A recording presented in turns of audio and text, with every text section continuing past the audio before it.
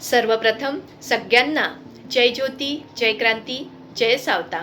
मी विशाखा यवतकर आज पुनश्च एका नवीन विषयासह आपणासमोर प्रस्तुत झालेली आहे। मैत्रिणींनो, नुकताच सावित्रीबाई फुले काव्य कार्यशाळा अगदी थाटामाटात संपन्न झाली। यात नवोदित कवयित्रींची लक्षणीय अशी उपस्थिती देखील होती। सावित्रीच्या लेकींनी कवयित्री व्हावे यासाठी सावित्री शक्तिपीठामार्फत 26 एप्रिल रविवार रोजी दुपारी 3 ते 6:30 या वेळेत ही कार्यशाळा संपन्न झाली। त्यात राज्यभरातून सुमारे 51 कवयित्रींनी अगदी हिरिरीने आपला सहभाग नोंदविला। त्यांचे अभिनंदन करते।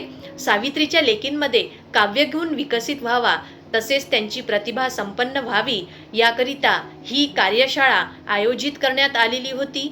यात डॉक्टर संगीताताई बानाईत यांनी कविमनाचा वेध घेत अभंग, गझल, मुक्त छंदादी काव्याचे विविध प्रकार मांडले।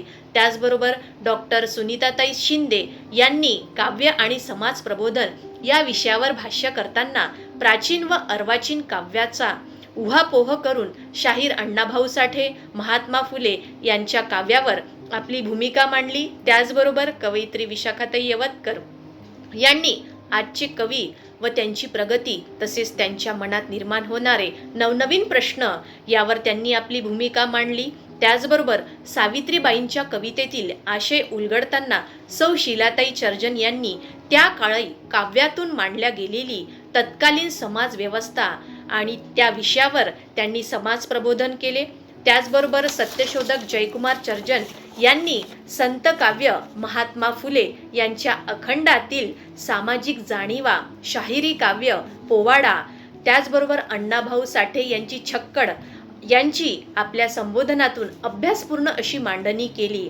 त्याचबरोबर या कार्यशाळेचे अध्यक्ष आदरणीय संस्थापक अध्यक्ष दशरथ कुलधरन सर यांनी संपूर्ण कार्यशाळेचा आढावा घेऊन सावित्रीच्या लेकींना सावित्रीबाई फुले यांचा काव्यगुण विकसित करून त्यांचा वारसा समोर न्यावा असे आवाहन केले।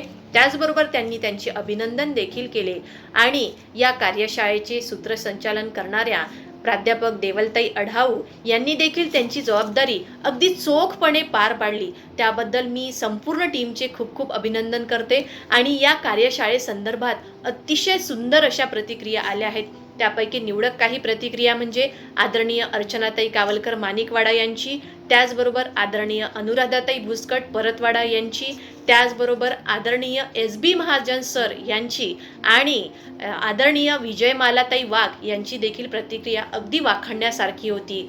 चला तर मग या कार्यशाळेचा लाभ घेणाऱ्या सर्वच सावित्रीच्या लेकींची पुनश्च एकदा खूप खूप अभिनंदन करते आणि संपूर्ण टीमचे देखील खूप खूप अभिनंदन करते। माझ्या शब्दांना इथेच विराम देते। धन्यवाद। जय ज्योती, जय सावित्री।